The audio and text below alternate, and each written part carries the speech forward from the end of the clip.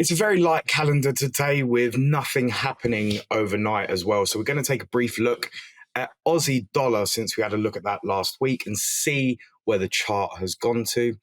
And the trading takeout today is going to be why you have to try and record as much of what you do as possible.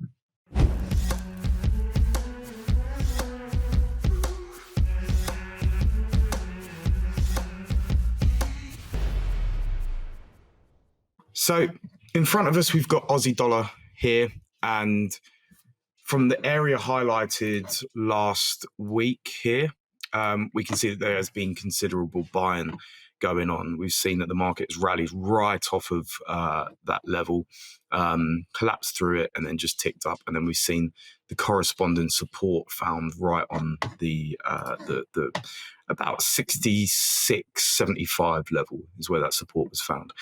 Now, what we've got to deduce is whether the macro backdrop is sufficient in facilitating a move higher here. Is the path of least resistance to the upside? Is the Aussie strong enough versus the weakness of the dollar currently? And this is something that we can maybe look at through the China-Australia relationship. You know, is Chinese demand flattening out enough from where its collapse has been that it means that China is now buying Australian commodities, for example? Doesn't mean that yuan's being sold for the Aussie dollar. These are questions that we need to answer. And I think certainly from news flow, it seems that that is the case. It definitely seems as if that's the case. So I think going forward, what we'd be looking at for a confirmation of a sort of a reversion in this short-term trend is a move back above this range. So a move back above 67.33 roughly.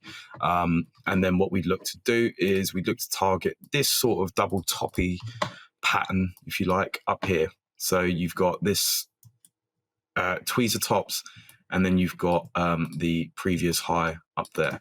If we are able to sustain there, and note that this high wasn't taken here, so it's likely that there's still willing sellers up there.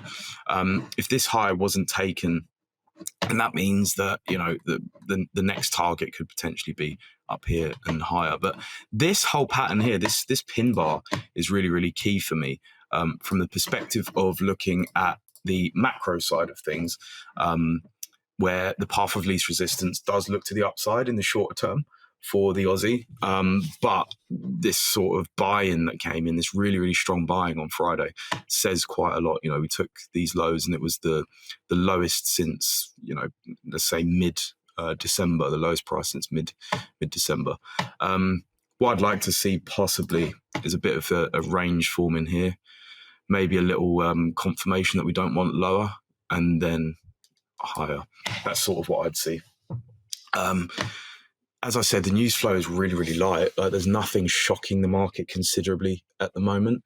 So I think from that perspective, there's two different trade ideas there. There's the higher risk one, which is, you know, get long within the range. And then there's the less higher risk one, which is get long outside of the range, wider stop, but still targeting the same place, basically. So that's the way that I'd look at it.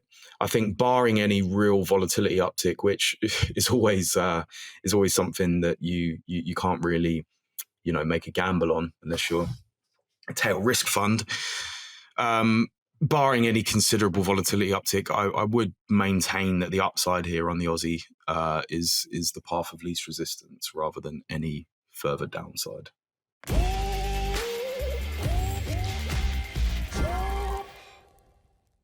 Today's trading takeout is on something that I deem to be really, really necessary if you want to have any form of edge, and that is to record stuff that you do in some format. It doesn't matter whether it's a journal, whether it's video, screenshots, whatever. What you're trying to do here, and I'm going to explain the reason why rather than just say, oh yeah, record because it does this. It doesn't necessarily work like that. People say, oh yeah, journal and whatever. There's no learning objective from it. But what you're actually trying to do when you're recording things is to create a subliminal mind map in your head.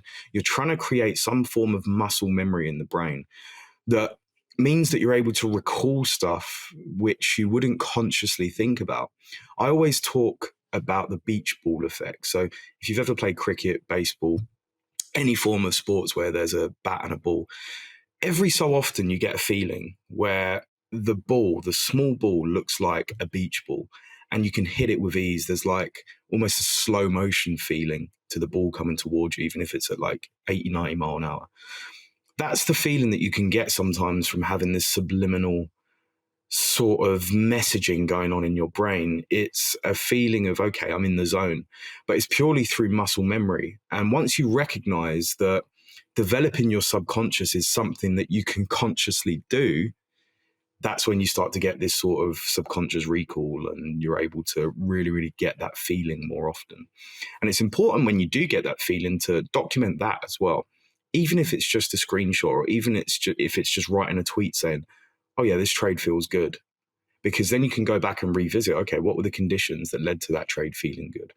Why did that feel good? What were the market conditions? What did the chart look like? Anything that you can use to improve your probabilistic edge, do it. Make sure you're recording everything.